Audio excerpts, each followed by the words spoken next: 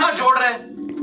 اس کا ثبوت یہ کہتے ہیں ہماری مسجد میں آ جاؤ. میں نے تو کبھی نہیں کہا ہماری مسجد میں آ جاؤ, ہماری تو مسجد ہی کوئی نہیں. یہ اپنے ساتھ جوڑ رہے ہیں, یہ اپنے ساتھ جوڑے کہ بھائی یہ دعوت دے رہے ہیں کہ آؤ نماز پڑھو, نماز کا طریقہ سکھاتے ہیں. تو کہتا میرے کوئی مسجد, اللہ تبارک و تعالیٰ فرماتا ہے قرآن میں سورہ توبہ میں کہ مومنوں کی علامت یہ ہے, انما یعمر مساجد اللہ من آمن باللہ والیوم الآخر, جو اللہ پر اور آخرت پہ ایمان لاتے ہیں وہ مسجدیں بناتے ہیں, وہ مسجدوں کو آباد کرتے ہیں. خوش ہوتا میری کوئی مسجد ہی نہیں ہے. بھائی یہ خوشی کی بات ہے, یہ شرم کی بات ہے کہ تمہاری کوئی مسجد نہیں ہے. ظاہر مسجد وہ اللہ کا گھر ہے, جو بھی اللہ کا گھر بنائے گا اللہ تبارک و تعالیٰ اسے جنت میں گھر بنائے گا. بھائی اختلاف رائے ہو سکتی ہے آپ کی اور ہماری, لیکن یہ کہنا کہ میری کوئی مسجد نہیں ہے, ان کی مسجد ہے اس لیے یہ غدار ہیں, یہ دشمن ہے دین کے. بھائی یہ تبلیغ کر رہا ہے, یہ دین سکھا رہا ہے لوگوں کو. پیچھے نمازیں پڑھتے ہیں, یہ کہتے ہیں یہ دعوت اسلامی کی ویب سائٹ پہ یہ ہمارے اکاؤنٹ نمبر ہے. ہم نے کبھی کسی کا نمبر نہیں بتایا, ہم تو اپنی جیب سے کھلاتے ہیں, کھلاتے ہیں. بھائی وہ کروڑوں مسلمانوں کی خدمت کرتے ہیں, نبی صلی اللہ تعالیٰ علیہ وآلہ وسلم نے چندے نہیں لیے. یہ تو سنت ہے. چندے کے خلاف بات کرنا یہ سنت کی مخالف ہونا. غدار تو تم نکلے ہو. نبی صلی اللہ تعالیٰ علیہ وآلہ وسلم جہاد کے لیے نہیں چندے لیتے تھے. آپ صلی اللہ تعالیٰ علیہ وآلہ وسلم لوگوں کی خدمت کے لیے صحابہ کو ابھارتے تھے کہ ان کے کام آؤ. مدر قبیلے سے صحابی آئے جن کے پورے لباس نہیں تھے, پریشان تھے. آپ صلی اللہ تعالیٰ علیہ وآلہ وسلم جب ان کو دیکھا تھا افسردہ ہو گئے. آپ علیہ السلام نے صحابہ کو بلایا, پھر آپ نے ان کو ترغیب دی, تو صحابہ نے ان کی خدمت کی. آپ علیہ السلام بڑے خوش ہوئے, فرمایا جو اچھا طریقہ اختیار کرے گا اس کے بعد میں چلنے والے ان کو بھی ثواب ملے گا, اجر ملے گا, اور جو برا طریقہ اختیار کرے گا اس کو گناہ ہوگا, اور بعد میں آنے والے جو کام کریں گے ان کا گناہ بھی اس پر ہوگا. تو آپ علیہ السلام نے صحابہ کو ترغیب دی کہ ان کی مدد کریں. تو دعوت اسلامی والے لاکھوں مسلمانوں کی مدد کر رہے ہیں. ان کی اپنی این جی اوز ہیں, جہاں کوئی فلڈ آتا ہے, جہاں کوئی مسئلہ آتا ہے, ایسی کوئی چیزیں آتی ہیں تو یہ لوگوں کی جا کے مدد کرتے ہیں. کرونا میں لاکھوں لوگوں کی انہوں نے مدد کی ہے, اب بھی مدد کر رہے ہیں. تو یہ کیسی زبان استعمال کر رہا ہے؟ اس کے پاس کوئی مدرسہ نہیں, کوئی مسجد نہیں, تو باقی جن کے مدرسے مسجدیں جو اللہ کے نبی نے مدرسہ بنایا, مسجد بنائی, صحابہ نے بنے, وہ سارے پھر غدار ٹھہریں گے. یہ تبلیغ ہوتی, یہ اسلام ہوتا ہے, یہ سکھا رہا ہے لوگوں کو. کوئی مدرسہ نہیں بنایا, یہ بتاتے ہیں کرونا کے دنوں میں کوئی مدرسہ نہیں بنایا. یہ مدرسہ بنانا تو نبی علیہ السلام کی سنت ہے.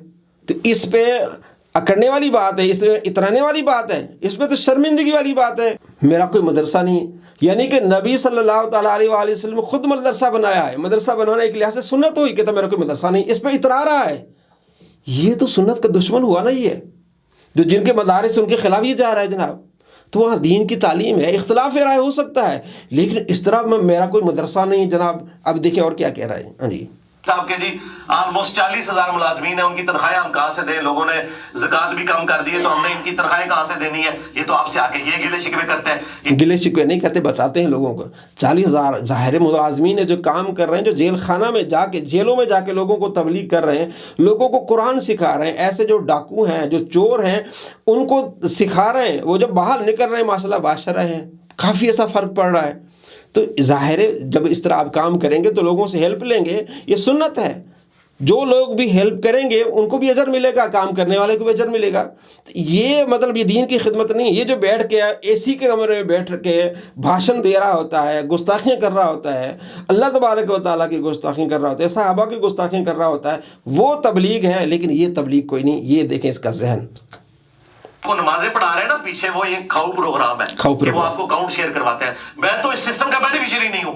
اب قرآن کھول کے دیکھیں, قرآن میں ہے کہ جب بھی کوئی نبی دعوت دیتا ہے اللہ تعالیٰ کے ریفرنس سے وہ کہتا ہے کہ مجھے اللہ تعالیٰ نے پیغمبر بنا کے بھیجا اور میں اس تبلیغ کے بس تم سے کوئی معاوضہ وصول نہیں کرتا, میرا معاوضہ اللہ کے ذمہ ہے. آج بھی نبیوں کے پیٹرن پہ نبیوں کا صحیح ماننے والا وہ ہوگا جو اسی پیٹرن پہ دعوت دے گا. یہ بتا رہا ہے کہ میں اسی پیٹرن پہ ہوں, باقی کوئی نہیں ہے.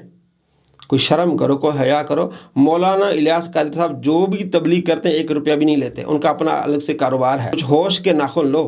جتنے بڑے بڑے علماء ہیں وہ فری میں کام کر رہے ہوتے ہیں, اللہ تبارک و تعالیٰ انہیں ان کی امداد فرما رہا ہوتا ہے. تو تو نے اب اس کا جو چل رہا ہے ظاہر ہے لاکھوں کا اس کا خرچہ ہے, لوگ ہیلپ کر رہے ہوتے ہیں.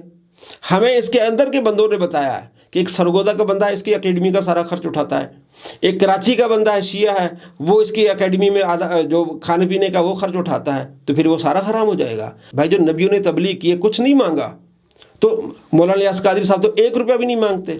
باقی جو بھی ٹائم دے گا, قرآن پڑھائے گا, حدیث پڑھائے گا, وہ وقت دے رہا ہے. تو اس کو تو علماء نے جائز قرار دیا ہے. اب یہ کہہ رہا کہ میں کچھ نہیں لیتا, تو جناب جو سارے لیتے ہیں وہ اسی پیٹرن پہ نہیں ہیں, وہ غدار ہیں, وہ دشمن ہیں. یہ تبلیغ ہوتی ہے۔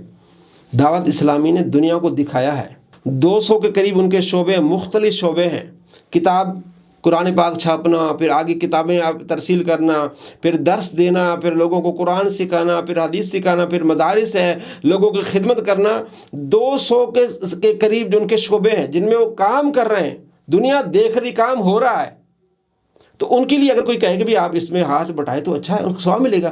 نبی صلی اللہ تعالیٰ علیہ وآلہ وسلم نے غزوہ تبوک کے لیے نہیں صحابہ سے فرمایا کہ بھی اس میں ہاتھ بٹھاؤ، تو عثمان غنی رضی اللہ عنہ کھڑے ہو گئے، یا رسول اللہ میں 100 اونٹ دوں گا۔